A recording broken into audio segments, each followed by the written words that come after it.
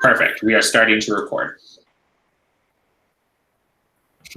See, you're all on top of it. I'm just way off my game today. Yeah, everyone's on top of it. I didn't even know you could do that in Google Meets. That's great.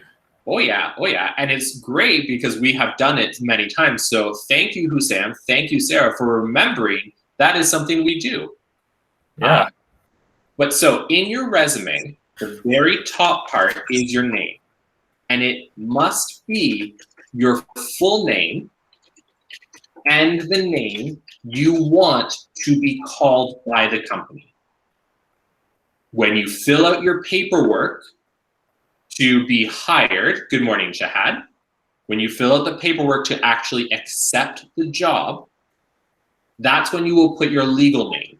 But on your resume, you will put your preferred name. And so for Abuda, it is Abuda, not Mohammed. Now we will change this back to me. That way we can make a nice new resume for Mr. Fernandez. What is this part for? Anybody tell me what that part, what information do we put? Your email or your number. Good. Does it matter which one goes first, Hussam? I think your email. Your email? It could be your email. It doesn't really matter. I usually like to do my phone number. I grew up where emails weren't exactly a popular thing. When I was in school at your age, emails were just starting to become a popular thing. And most companies did not use emails. They only used phone numbers. So that's why for me, my habit is phone number. And it doesn't matter which one. Now, what phone number do you put?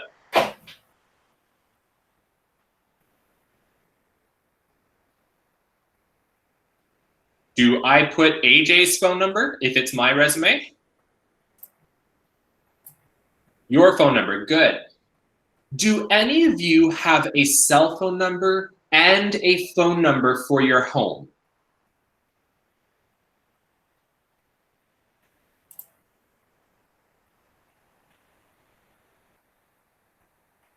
So do any of you have a cell phone number and a home phone number? So like a phone number that everybody in the house can use, and then also your cell phone. Hey, Nasser does, good. Which phone number should you use, Nasser? Your cell phone or your home phone?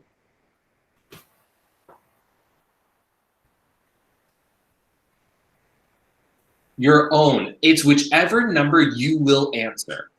So if you never answer your cell phone, should you put that number? No. If you never answer the home phone, should you put that number? No. So you put your area code in brackets.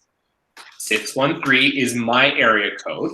Some of you might have 343, or you could have different ones. If your cell phone, maybe the number is a Gatineau number, so it's 819, or you moved here from somewhere else and you haven't changed the number yet. In brackets is always where you put the cell phone number, or sorry, the area code. Then you type in the next numbers, put a little line, and then you put the remaining 4.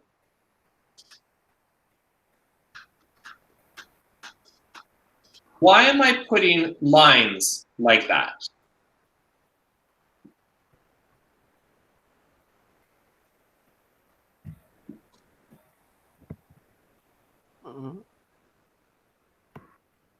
Why did I put lines right there? So you can put email? To write down, like, if it's your phone or your home phone. Okay, you could do that, definitely. So Sarah's saying I could put in brackets, cell. If I'm putting 2 numbers, 100%. You are putting cell phone, and then I could put 613. What was my childhood number? 8297496. Maybe that was my childhood phone number. I don't remember. And then I could put home. That's certainly possible. What I was using these lines for is to separate, and I think Nasser said, to then write my email. This part here, it just creates space. It makes it look nice. You don't have to do it, but I like pretty things, and I like to make things look pretty. So I put little lines like that to help separate the information.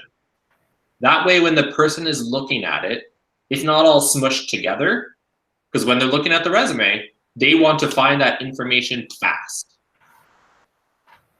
And then double check your email to make sure it is spelled correctly.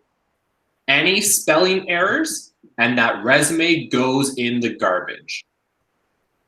You given your resume, I guarantee you, I was the person that would accept resumes. If I looked and I saw that there was a spelling mistake, take it into the garbage. Didn't even look at it. So double check all of your spelling.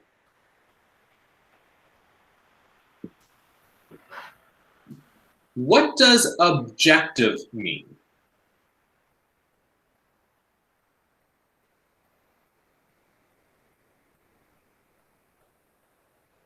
Objective. What does that word mean?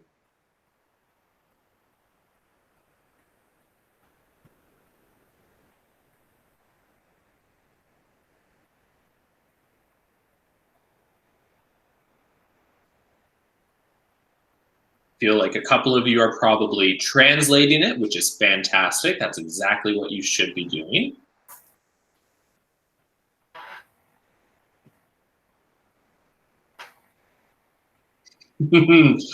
Abuda sees that the answer is under it, but I want to know what the word objective means. You are right, my objective is underneath it, but what does the word mean?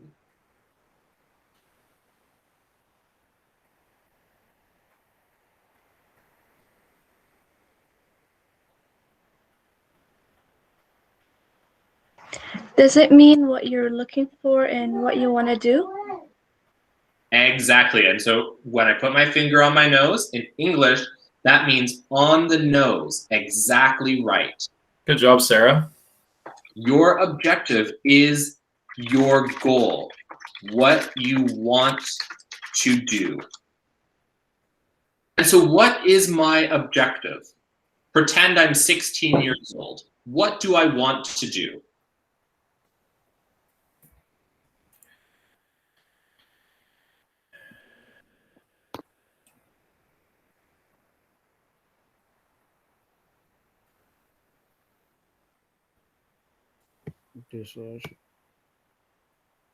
I want a job. Good. So that's the first part here, to obtain a job. What kind of job am I looking for? I'm 16 years old. I'm in school Monday to Friday all day. Do I want a full-time job? I want a part-time job. So your objective is to obtain, to get a part-time job. And then you add a part here that says what you want to do with that part-time job. What do I want to do? What did I write here?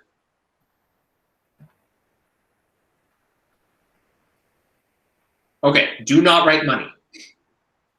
Everybody knows you want a job for money. Don't put it on your resume.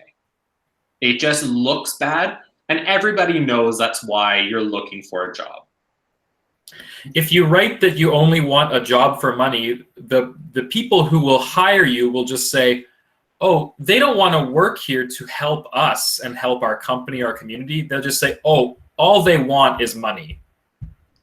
And so Prince is saying to have experience. Excellent. So to obtain a part-time job, maybe if this is Prince's, to obtain a part-time job, to gain, that means to get experience. And maybe, Prince, why would you want this experience?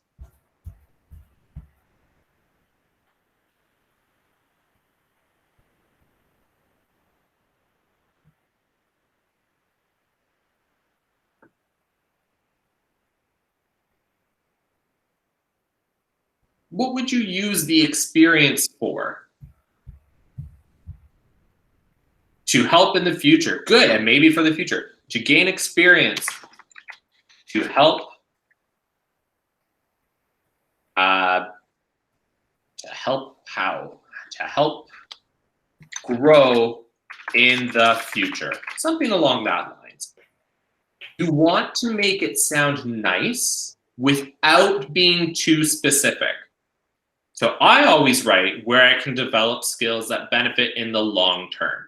It sounds really good, and then it lets me talk about things.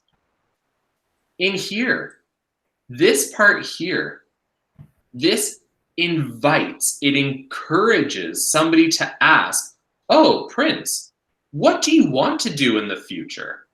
You say you want a part-time job to gain experience to help grow in the future. What does your future look like? You want to write in a way that will get the person to ask more questions. That's great. Very good. Okay. Now we have the experience. What does this mean, experience? It means like things you've done and you know about. Good, things you've done and you know about. Now, I have here, put in order of most recent to least recent. Can somebody explain what that means? Put in order from most recent to least recent.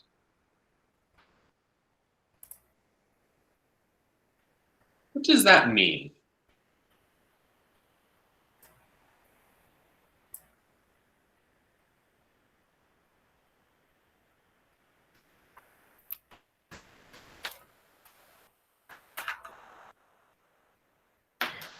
So like put the experience that you that you've done. Good. Write the things that you've done. Keep going. What does recent mean? Most Like- recent? The things that you've done before. And then what does least recent mean? Oh, least is like the things that you didn't do much Hey, before, and most is that you did a lot. close. And I know why you think that, because most and least. We usually talk about most as being a lot of something, and the least being a little of something. For here, most recent means what happened closest to right now. It's all about time. And the least recent is what happened long ago. So if I say I worked at Le Chateau, I've worked at H&M, I've worked at McDonald's. And I worked at Le Chateau from 2010 to 2014. I worked at H&M from 2016 to 2017. 2018. And then McDonald's, I worked from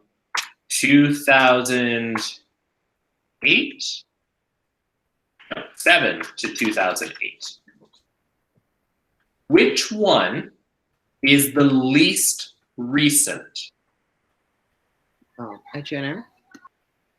H&M is the least recent. It happened the longest time ago. No, McDonald's.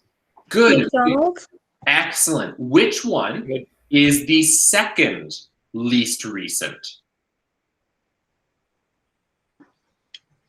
Le Chateau. Good, Le Chateau. So we would change that order. And which one is the most recent? H&M. H&M. Good. It's all on time. Now, what happens if I had Best Buy from 2017 to 2019?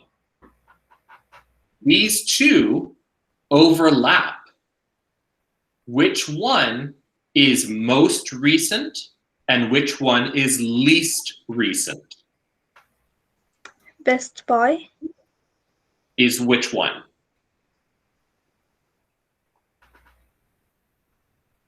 Is Best Buy most recent or least recent? Most. Why is it most? You are correct, but why? Because it was your last job. Yes, exactly, Sarah. Look at when it finished. 2019, 2018. It's all about when you finished. Perfect. So, any questions about most recent and least recent?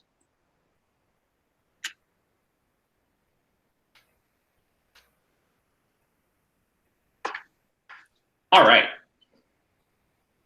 The general rule, the rule we usually use, is 3.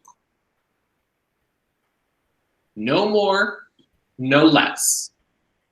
If you have more, it's too much to read.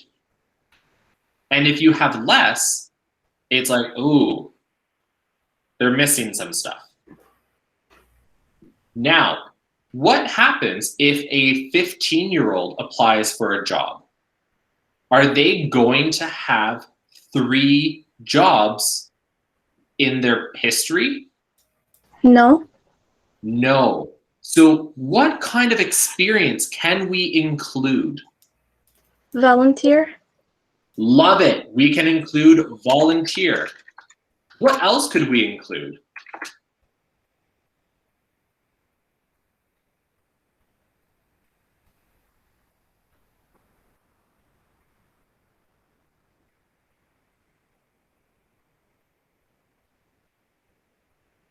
Do any of you babysit for people in your community?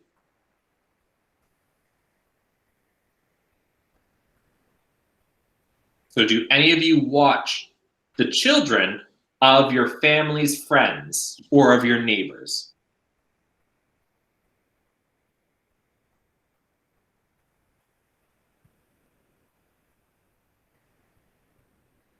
I do sometimes. Okay, so babysitting is a great experience to have. Do any of you help do things for your neighbors or your family friends? Like, have any of you helped clean their house or cut their grass or even move them?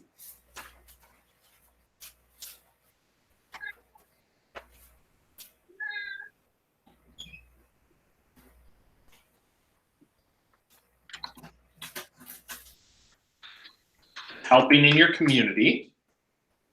What about doing things at mosque or at church or at temple?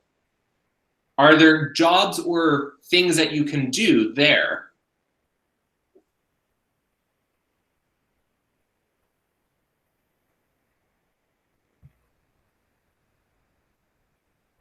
Because I don't know, I don't go to mosque. I'm not Muslim. As a Christian, when we go to church, there are a lot of things that need help with.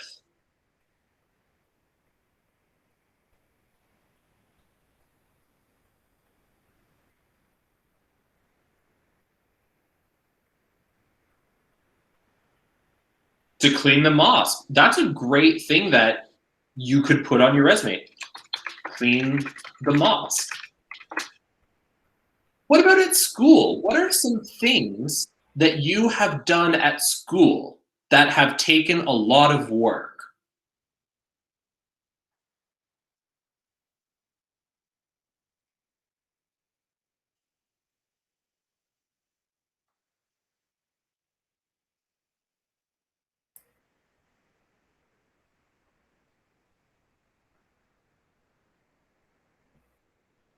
Have you cleaned the gym, Nasser?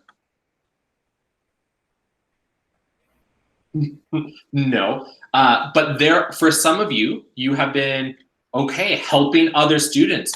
Yes, helping other students. There are clubs that some of you might be part of.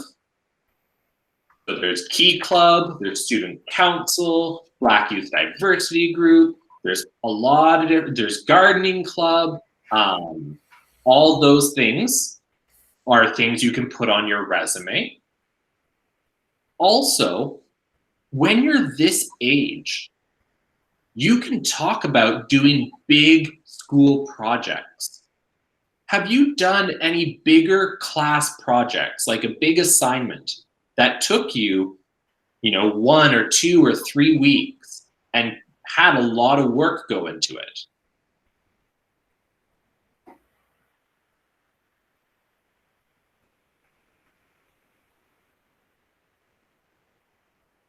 Yes. Hey, Sarah, can you give me an example of one? Speech. Speech. In grade 8, it took me 2 months. Hey, Not just me, it was for the whole class. good. Big school projects, especially group projects.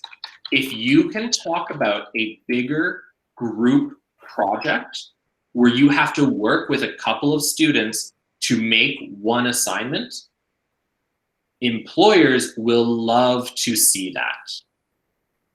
Employers really like to see those because you're working with a team, and it shows them that you are working together and cooperating to achieve a goal, right? You guys have come together to make something great.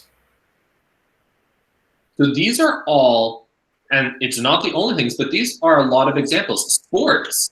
If you play sports at school or outside of school, important thing to put on your resume.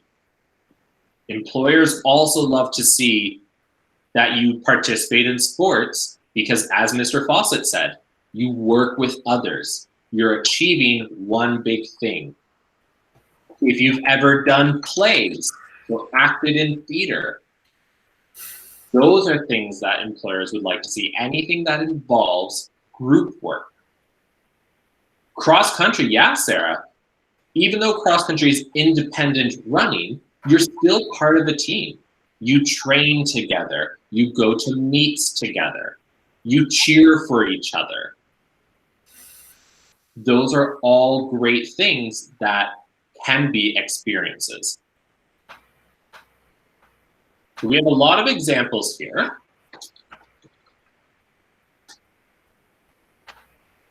Let's choose a school project. In the place of work or title, because that's really easy. Like if I worked at McDonald's, for place of work, I would just write McDonald's. And what was my title? I was a cashier. I was the person that went tippy-tappy, took the money, and gave you change. But for a big school project, that's a little bit harder to do. Now, Sarah gave the example of doing a speech. So, what was the school that you were at, Sarah? Henry Monroe. Henry Monroe. And what is the title of the thing that you made? What was the project? I don't remember, but I think it was about family. I'm not asking about the subject. What is it that you had to create? Like write a big speech and talk about it in front of all the grade 8s, like Wait, the pause, French emergence and different classes. Pause. Speech. The title is just what it is. It was a speech. And when did you do this, Sarah?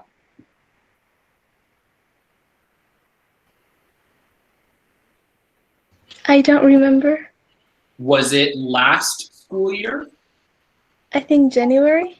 January, okay. And you even remember a month. Now you said it was 1 to 2 months that you wrote it? I think. Okay. So if you I don't don't remember, remember. okay, but we remember the year, 2020. Because it was last school year in January. Now, for your position, this part here,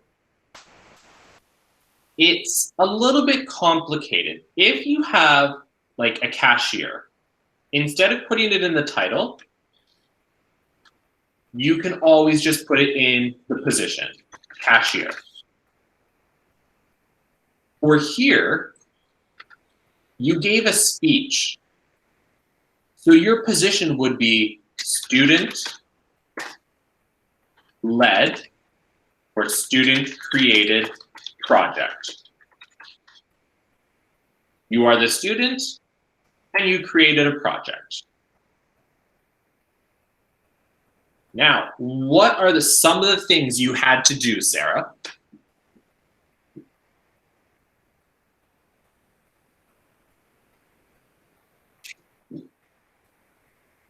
With the speech, what are some of the things you had to do?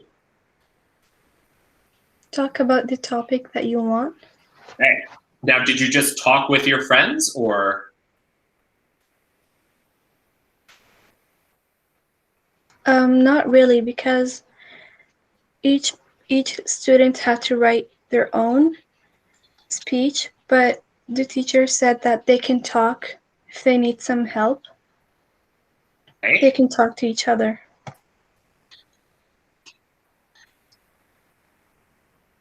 Right? So you had to write own speech, generate ideas with classmates. When it was all done, like what else did you have to do?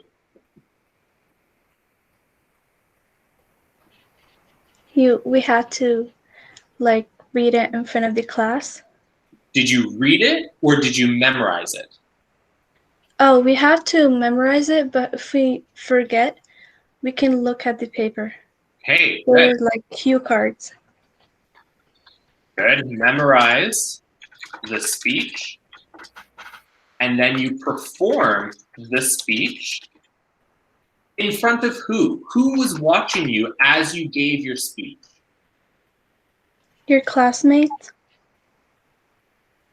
So in front of the class. Was anybody else, like, did you go somewhere else to give your speech or was it just in the class? So we had to read in front of the students in the class, and then the teacher picked one student to go and read it in front of all the grade 8s in different classes too in the gym. Hey. So the teacher picked the best one, the best speech, and yeah. And may I ask, were you chosen to speak in front of the other classes? No. Okay. If you are not chosen, that's perfectly fine. You know, if there's 25 kids in the class and only one person gets chosen, chances are you're not going to be picked. Because it's one person out of 25. That means 24 people will not be picked. So you would leave it like this. If Sarah had been chosen, perform the speech in front of the class, and then in front of the school. Why do you then say, and then in front of the school?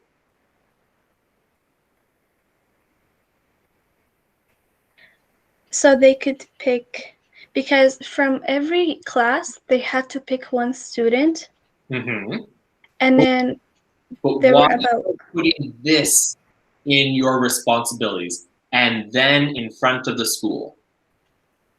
What does that show?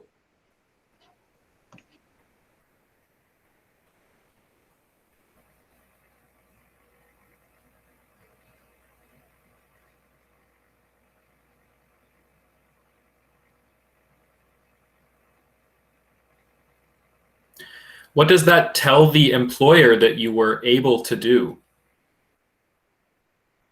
What are you telling the person who's reading your resume if you say, okay, so we performed the speech in front of the class and then in front of the school?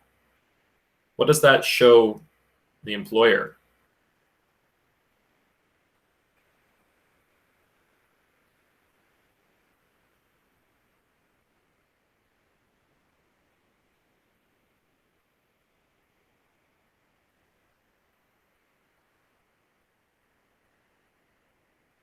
I'm If speechless now.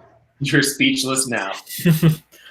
So if you are able to show growth, if you are able to show that you do one thing and then you do something even bigger, that's really great on a resume. You perform the speech in front of the class. So you start with a smaller group of people and then in front of the school. Okay, this person not only is comfortable speaking in front of their classmates, they can go in front of the whole school and speak in front of them. That is probably somebody we want working for us. They will talk to customers, they will talk to their other employees, and they're going to work hard to do better. So you want to show that growth. Any questions about experience, what you write or wear?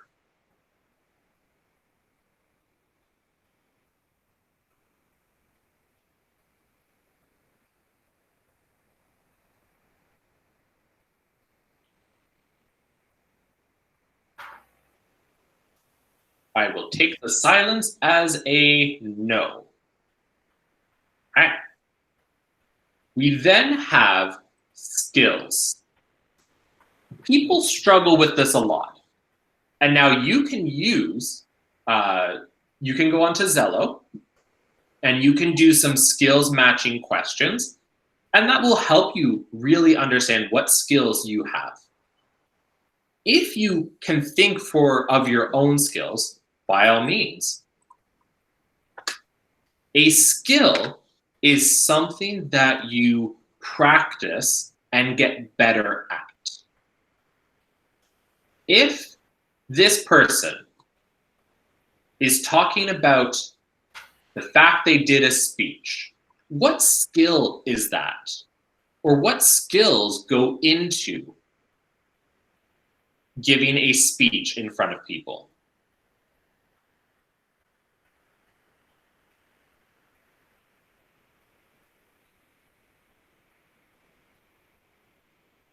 Do you mean like what helped them? It could be what helped them. Give me an example if you have that, Sarah, and we'll see if it fits.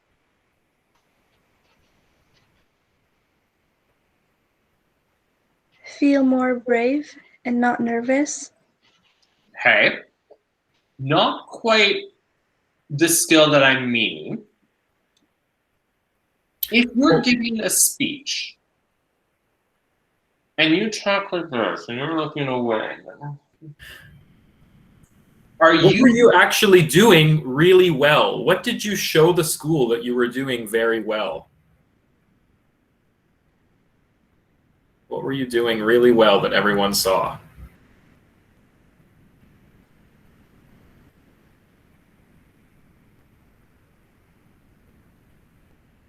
You're reading? could be reading. So we have this word in English, and it starts with a C.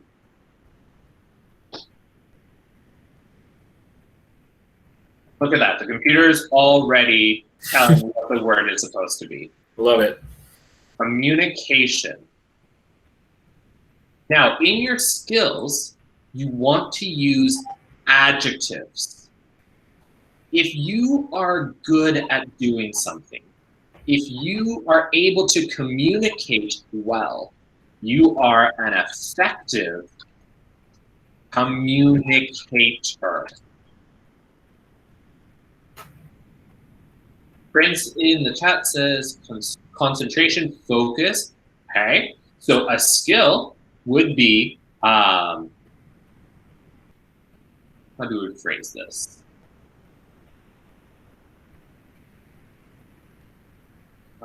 Strong focus on the job at hand. So you're good at staying focused on what you're doing now. Are any of you good with computers? Are you good with technology and figuring things out?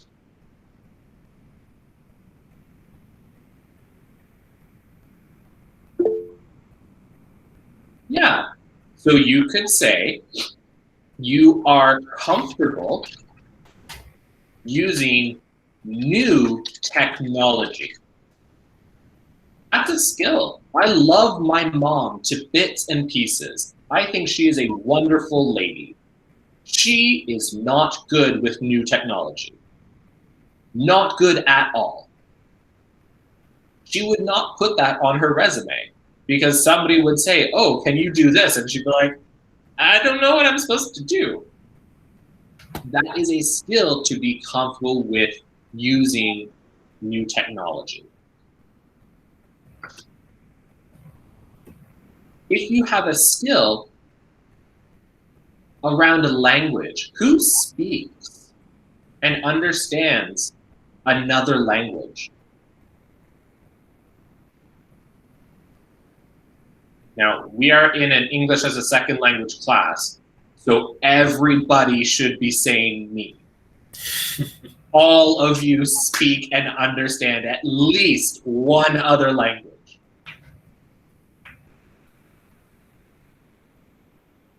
What is a language that one of you speaks other than English? Arabic. And are you fluent in Arabic? If I were to put you on a plane, fly over the ocean, and then push you out in, like, I don't know, Afghanistan or Syria or the UAE, somewhere where they only speak Arabic, would you be able to start right away, no real problems? Yeah. Right? That is a skill, and it is an important skill. I would even put that at number 1. Because you want the employer to know that. At Best Buy, for example, when I worked at Best Buy, and when my husband worked at Best Buy, that is not where we met, but we were both working there at the same time. He was working at the one on Maryville Road. In that area, more and more Arabic speakers were moving there. And so the manager of that Best Buy store wanted to hire people who were fully fluent in Arabic. If you're not fully fluent, but you're still really good, still say fully fluent. Chances are your manager, actually not chances are, there are a lot of managers that will speak Arabic. But they're gonna see that and they're gonna say, okay, they know they're strong. I'm gonna interview them. Nasser, what language do you speak? Punjabi, right?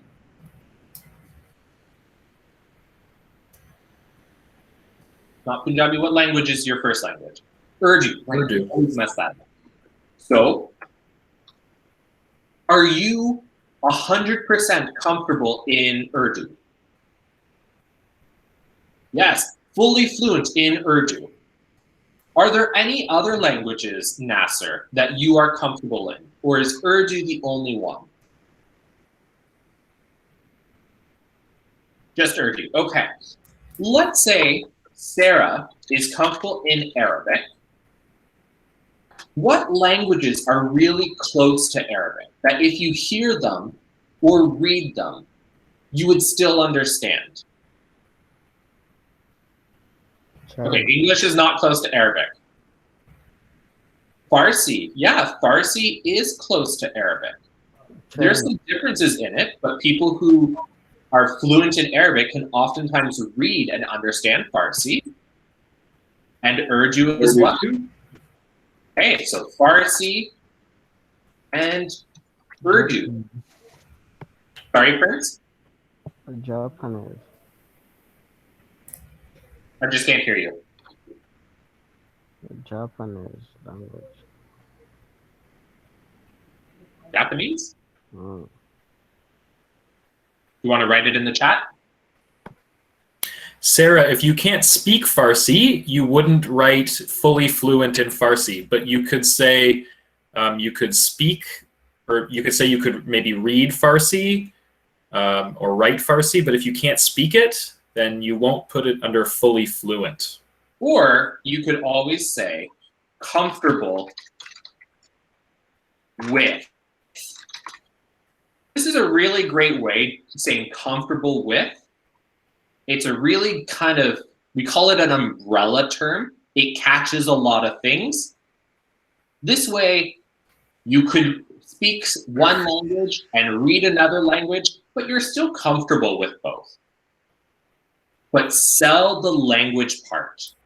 Super, super important to have. Another skill is working well with others.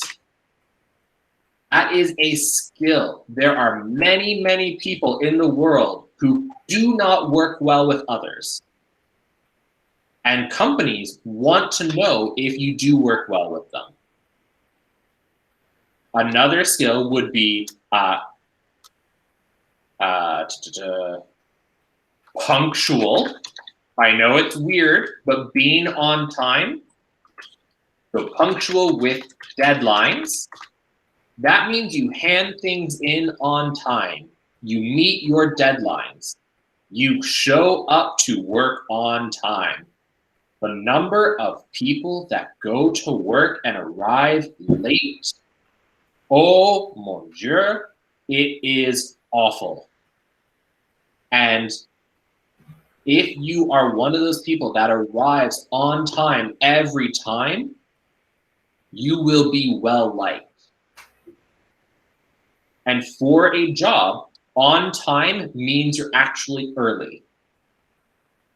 You arrive 10 minutes before you're supposed to start. That is on time. Any questions about skills and the kinds of things that you would write?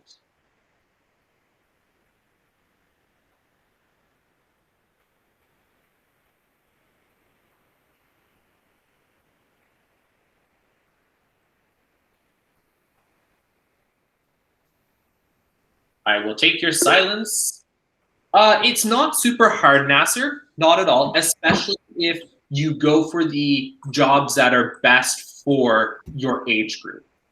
If you're 16 years old and you're trying to get a job, but you go to a company like Shopify or Amazon or Facebook, you're just too young.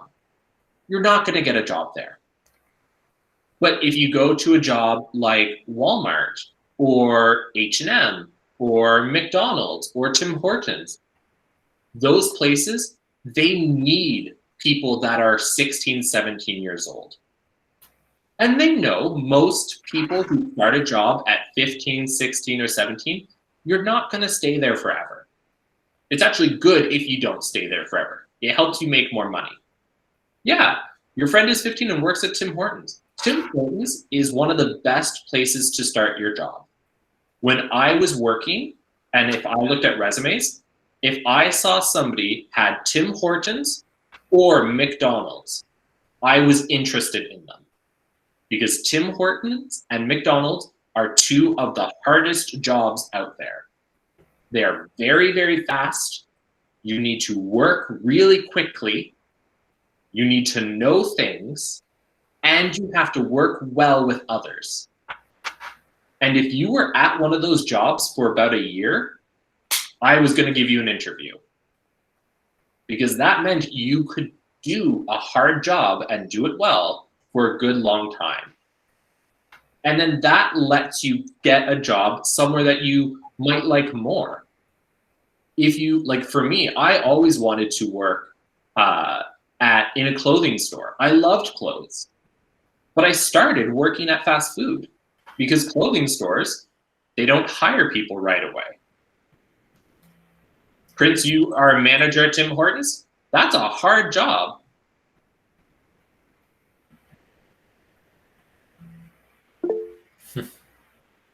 Advertising. Go see Prince. Hey, there you go. Now the last part of your resume. Okay, so we have this lovely resume. The last part is your education.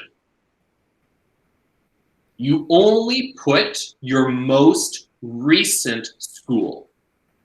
So is Sarah going to put Henry Monroe? No. No.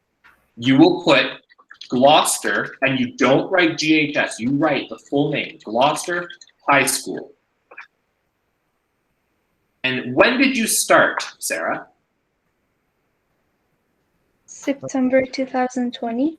Good. So you write 2020 to present. That means you started in 2020 and it's still going. And for here, so for example, Mr. Fawcett and I, we have both done university. We're done. We don't have anything else that we're currently in school for in that way. So we could write our degrees. But if you're working towards something, so Sarah's in high school, you can say completed grade 9. That's the most recent thing you have finished. The employer is going to look and be like, okay, they're a high school student. Good to know. It's not going to be a bad thing. They're just saying like, okay, great, high school student. Woohoo, let's continue on. Your resume should only be 1 page. So if we look at this, 1 page long. If it starts to go on the other page, you need to erase stuff. Only 1 page. Employers do not like looking at more than 1 page. Even for me, when I'm applying to teaching jobs, when I did apply to teaching jobs, my resume is 1 page long. It's really hard to fit 4 years of teaching experience into 1 page. Plus, I add my 2 years of being in university to become a teacher. That's 6 years. Plus, I wanted to talk about my time working in retail. Well, that was 8 years. Now I'm at 14 years, and I have to put that into 1 page. What you got to do. When you are done, the first page, that's when you do the second page. You do your same, exact same. Literally go up, copy it, and then paste it down at the bottom. Exact same. Your references, you choose 3 people. Again, rule of 3. 3 people that would be able and are willing to say good things about you and the work you do. If they will only say bad things, do not use them. And they cannot be family. Now, a loophole, and what my family would do, is that my grandfather's partner, she had a different last name. So nobody would know that she was actually part of our family. So we used her all the time. Who is somebody that you could have as a reference who would know how you work and be able to speak well of you? My dad. Not a best friend, Nasser. You want somebody who you have worked for in some capacity. Mr. Fernandez. Yes, your teachers, your high school students. Teachers are all around you. We are great references. Mm, mm. Put their first name and their last name. Number phone. Sorry, Prince? Number phone. You put their current position, so you'd say teacher at Gloucester High School. The relationship to you. Teacher, or my teacher, for the school year 2020 to 2021, and then the contact information. A lot of teachers will give you their phone number. Now, this is my old phone number. This is not my current phone number anymore. So I will tell you why I'm putting my old phone number, not my current phone number, in a moment. And then they would also give you probably their email address.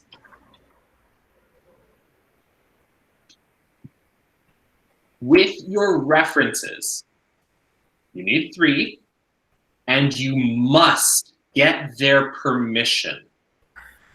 You cannot just choose somebody and say, they were my teacher, I got a good mark, they will speak well of me. You must get their permission, and when you apply for each and every job, and you get an interview, only when you get the interview, you tell your reference.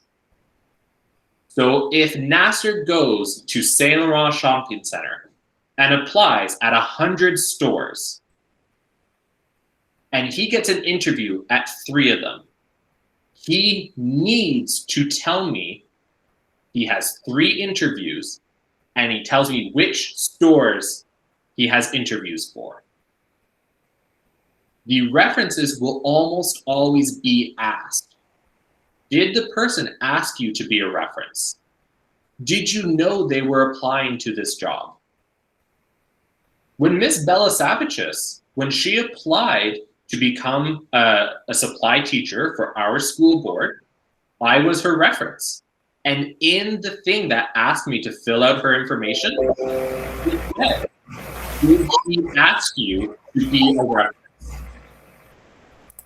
So you must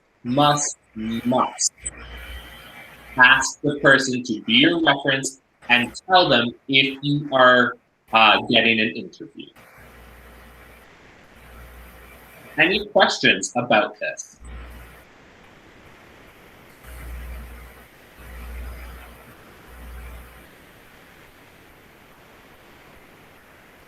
Okay, on Google Classroom, we're almost at the very end of our class today. So I'm gonna put it up.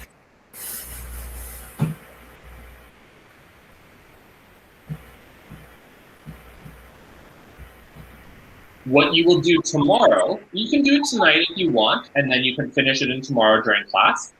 You will do your own resume. You will open this up. And you will put in your information along here. This resume, the one we made together that has some ideas and information, I'm going to put it up as a material so that if you want to look at it, if you want some ideas, if you want to use some of the things that are in there, you will be able to do it.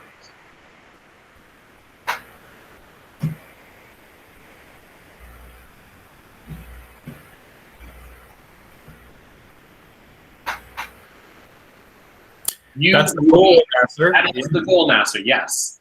You will be able to start applying for jobs. Now, some of you are still young, so 14 years old, probably not